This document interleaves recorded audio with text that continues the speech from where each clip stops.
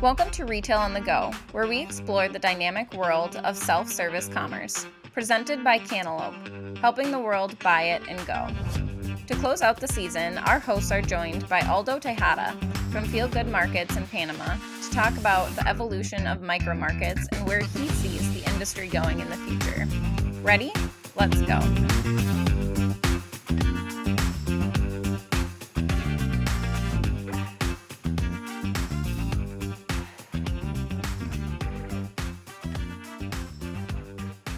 Welcome back to the last episode of the Retail on the Go podcast. We've got your standard hosts, me, Kylan, and Max. And our last guest of this season is Aldo with Feel Good Markets out of Panama. Aldo, welcome to the show. And if you don't mind, just give us a little bit of background on you and kind of how you became a kind of partnership with Cantaloupe. Well, first of all, thanks for having me here, and so to have this space with you guys. I started like 4 years ago. I talked to a couple of friends, and they were asking, "It's like, hey, why we have to pay like on cash every single time that we want to buy like a product on the vending machine?" And then I started to do a couple of research, and I found that the markets could be like a good option.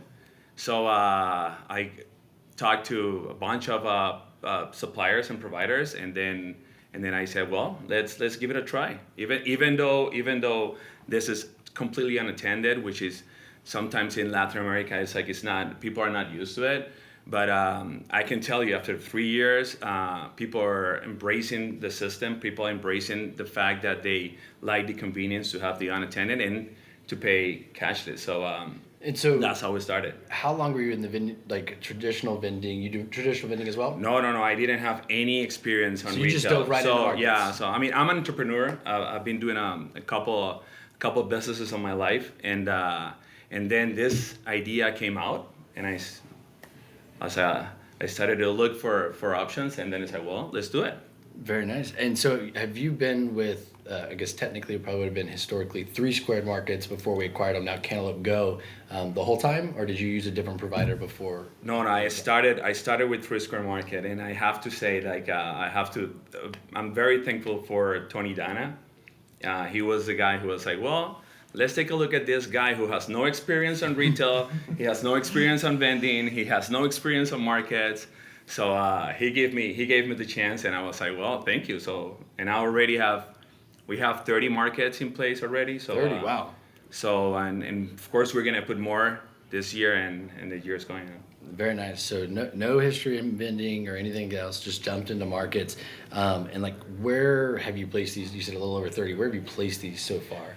We're mainly focused on multinational companies, even though we have local companies that has also likes the concept and the service that we're providing. So it's mainly multinational companies that we're working with, corporate businesses. We got one facility that manufacture products, and soon we're gonna start with a warehouse. Very nice. That's Very great. nice. And I know you kind of spoke a little bit about how you've been growing your micro market business. And my kind of question is, what are you doing to evolve and kind of, keep up with the times with micro markets? Is there anything you're kind of implementing that you're seeing with your current system that you've been adding from when you first started your market to now your 30 markets today? Well, I'm always looking for new stuff to do, and I think the system that Cantaloupe has, it covers like everything that we need to do. Perfect. So I feel sometimes like we are not using it, like we're not taking advantage of the whole thing, but yeah, I mean. No, that makes sense. And in terms of security, and like I said, I think Cantaloupe Go, you can speak on it, has a pretty good idea of being able to limit theft and deal with shrinkage. What are some of the steps that you're kind of utilizing or taking to limit shrinkage? Yeah, well, every time that I talk to an operator and tell them my experience about, hey, we don't have cameras on our markets, everybody was like, you crazy? Why are you doing that? It's like, well, first of all, there's one main reason. It's like, as we are in these multinational companies, they don't approve to have cameras, even though we're just pointed to the markets. They don't approve to do that. But what we do is, like, first of all, we do inventory. We take inventory very seriously. Yeah. So we check them in a weekly basis. And the other thing is that you go in front to the client and tell them, hey, we are putting this for you guys. This is going to be unattended. The first question they ask us is like, what about if we have theft here? And what we said is like, well, we know that the system works, and based on our experience, like people take care of the market. People say, hey, let's take care of this. So most of the people doesn't do any wrong stuff. But we talk front to the client, tell them, hey, we are willing to accept like a percentage of the sales, but if it get out of control, we're gonna let you know. And our experience is like most of the clients, every time that we find something, which is like just 2 or 3 times in all those 3 years, they are more than willing to help. They take a look at their cameras and they find what the wrong part of the. I don't like to say theft. I like say it's a misunderstanding how to use the kiosk. Yeah, that's a nice but, That's the way to do it. It's just a misunderstanding. So yeah, no, it has been working for us pretty good so far. No, that's great. Yeah, we find with a lot of operators, like when people get a market, they almost like self-police it, right? Because they get it and they're like, this is awesome, and they don't want to lose it. So you see somebody, another employee stealing, you're like, hey, dude, don't cut that out. Like we really want to keep this around. Kind of piggybacking off of the whole shrinkage or misunderstanding, as you would say. You do markets. Have you touched on any of the cooler cafes that Cantaloupe has? Because I know we've released those in Mexico and Latin America. Have you jumped into that yet, or is it something you're thinking about? No, we haven't tried it. Well, we know the equipment, but I haven't installed anyone in Panama yet. But it's something that we're looking at it, and if we find a place where we can put it, of course we're gonna think about it. Very nice. So is that one of the biggest almost changes you're starting to looking for a cooler cafe spot, or other than just markets, are you trying to go down different avenues outside the regular industrial buildings in corporate places, or? No, we definitely are planning to go residential buildings and hotels. This could be another good idea. So yeah, those are the. We're trying to go like step by step. So absolutely. No. So we still have a lot of segment by segment, yeah. Segment by segment, exactly. So we still have a lot of opportunities on the corporate side. So nice. So you've been doing this. You said 3-4 years. You're up to 30 markets. Just out of curiosity, I'm sure everybody listening would love to know this. Probably hard to pick one thing, but what's like the most important lesson you've learned over these last 3 or 4 years? Installing markets, or about just the markets whole, in general. Like if there's you started to know anything, now you're just an absolute expert.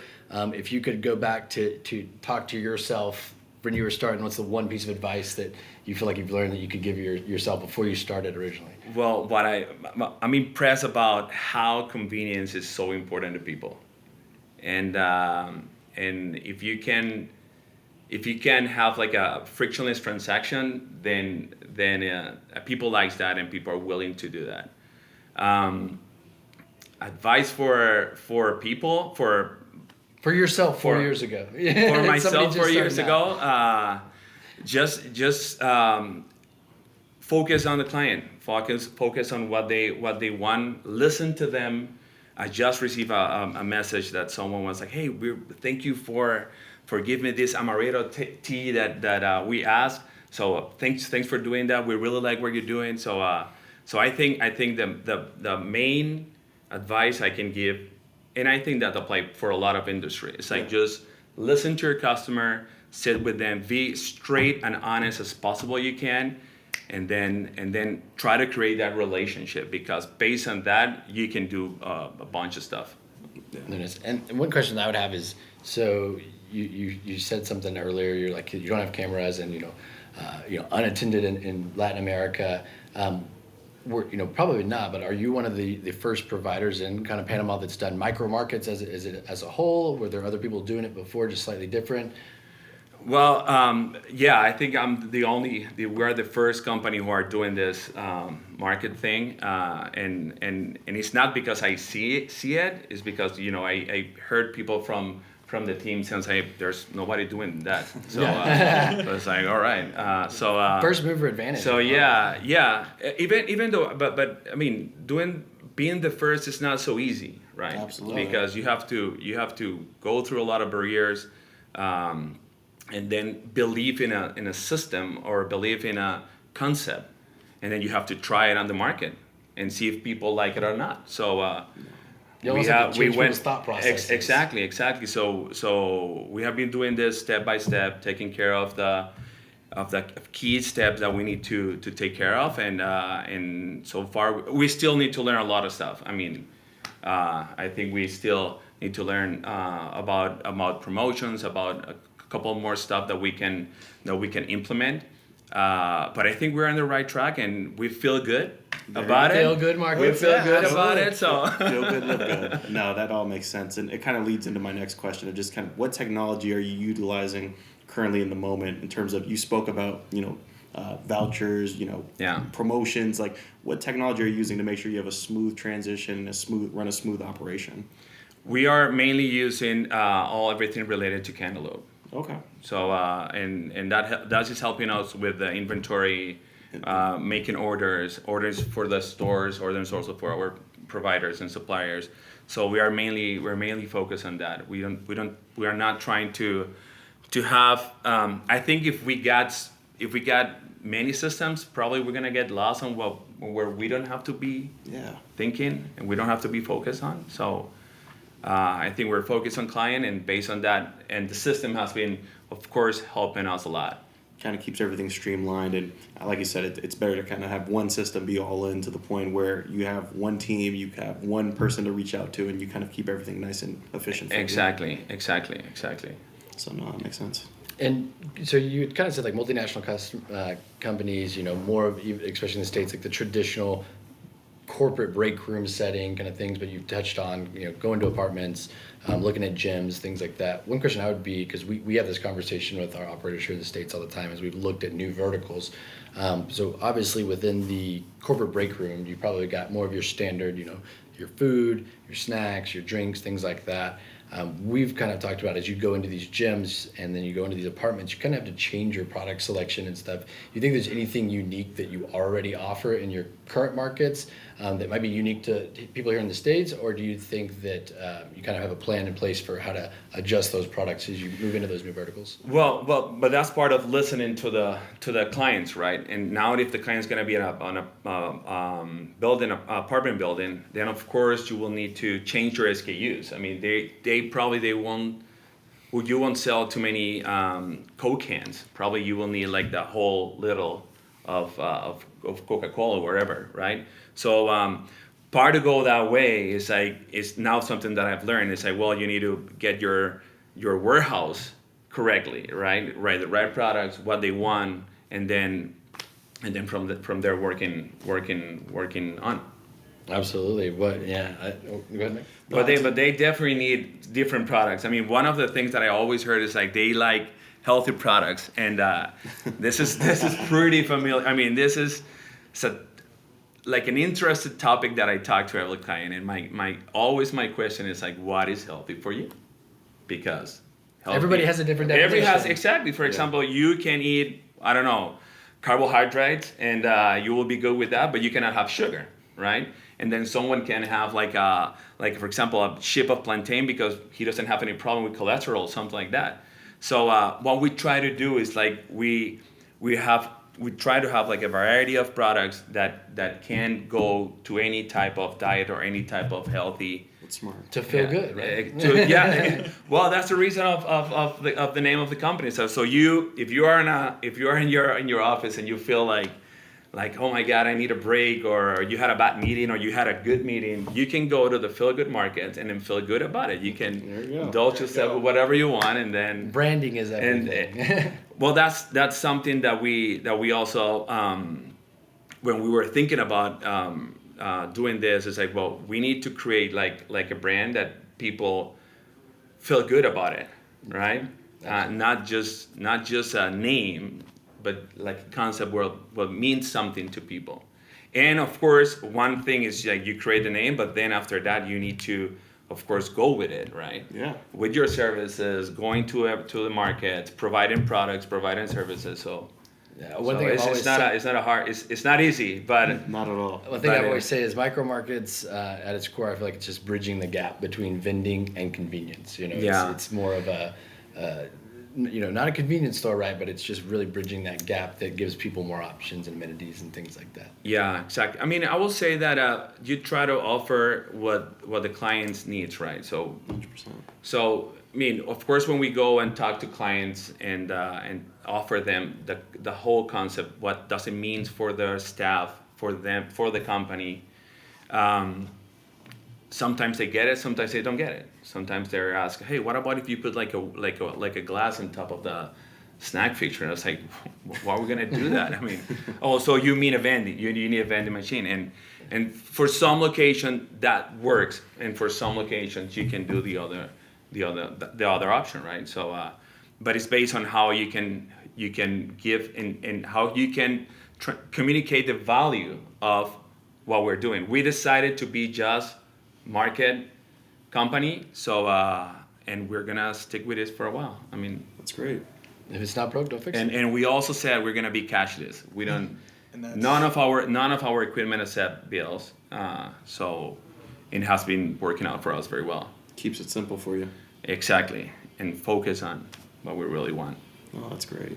So what are you looking to in the future to accomplish here? You know, next six months to a year. What are some goals you guys are hoping Well, to be able to accomplish? We'll definitely want to put more markets, and I will say that that's our main goal. Once you get that, then Once everything else solves itself. exactly, You know? exactly. So- because you can replicate a bunch of stuff that you're doing for one of them. I think one of the questions I was going to have was just in terms of you becoming the first person to kind of have your markets out in an area where no one else is really doing what you're doing. Mm-hmm. Who did you kind of look to as a leader in terms of an example or someone in which you felt that you could copy off of to kind of get a little bit of information and just, I don't know, kind of bridge that gap for you? Because you were doing something, you're stepping into territory that was unknown to most people around you at that time. Yeah. I don't want to feel like I want to be like a leader of the Yeah. You're a pioneer. of the market movement, but I will love to promote it, of course, because what I see is the value that this can give to people and how much time people can save, giving them the convenience to do what they want. So I will say that. I mean, I don't have a problem to be in that role, but Yeah. I'm always going to be learning. So No, absolutely. I mean, with some operators, I mean, when they're first getting going with their first market, they might not know exactly or might not have any friends that are, doing markets. They might be all doing traditional vending. So some of them will look to Cantaloupe or, 3 Square Markets, which it was when you called at the time, and, kind of use them as kind of a stepping stool to learn and, kind of guide them in that approach. So yeah, and I'm also willing to do that. Actually, we were in an event on Mexico, and that was awesome. I mean, I was telling a group of people my experience, why I believe that the market is a good idea, and apparently there was good outcomes over there.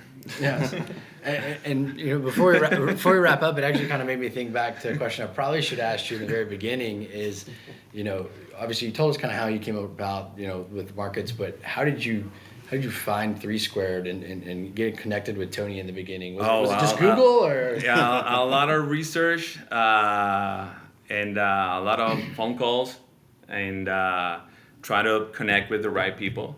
And that's the way it works. I mean, that's how an entrepreneur started making stuff from scratch. Yeah, you just gotta roll with it. Yeah, and one lead took me to the other one, and finally I got into Tony Dana. And so we said a minute ago, you don't necessarily want to be in it, but you're kind of taking on that role that, as I said, pioneer. If we've got anybody listening, you were the first in Panama to do something. So say there's somebody listening that's in a country that doesn't really have micro markets. We have some in Europe, obviously the States, you've got in Panama. What would be the one piece of advice that you should should they seek out if they, they're going to be the pioneer in their country to do micro markets? Well, first of all, I will say like if you see the opportunity, if you are a venue operator or you are someone who has no idea about it, and if you see that as an entrepreneur, if you see the opportunity and you want to do something, you can do whatever business you want. But I will say that if you trust in what you want to sell or what you want to serve, then just feel it and go with it and feel learn good, feel good and dive in. Yeah, learn about it. I like to take time to learn about stuff and then try to move into that. But that's my style. There's a bunch of people that probably it's like, hey, I see something, I want to go after it, and that's good and that works. But what I did was like I will learn about it. I will learn how it works. What's the difference between this? What's the difference between that? And then from there, let's do what it works. I mean, what people are using right now that is making sense and is working, let's try to copy that, and then try to implement whatever you want to, whatever change you want to do. So for us, for example, is the cameras. We don't have cameras on site. And I will say that most of the people here in USA, they have cameras there. So it's like a must to. You won't see one without cameras there. Exactly. So understand your business, understand your model, understand what you're selling, and understand where are you giving value to these people and to these clients, and then from there. Absolutely, got to make sure you service your people. So that makes sense. Exactly. Well, I think that's going to wrap up kind of our conversation. I want to say thank you, Aldo, for being our guest on this. Thank you. It's been Pleasure. We learned a lot. We just want to say thank you to everyone out there watching as we're signing off. This was our first season ever with our Retail on the Go podcast. And Max, Russ, I think it was a blast. It was awesome. I had a lot of fun. Thank you for bearing with us as we learned. As Aldo learned, we learned. So hopefully, thank you for bearing with us on that. But. Yeah, no, absolutely. So make sure to follow and subscribe to us at retail.onthego. If you guys have any questions, feel free to let us know. And we look forward to wrapping this up. From Max, Russ, and myself and Aldo here, thank you guys. We are signing off.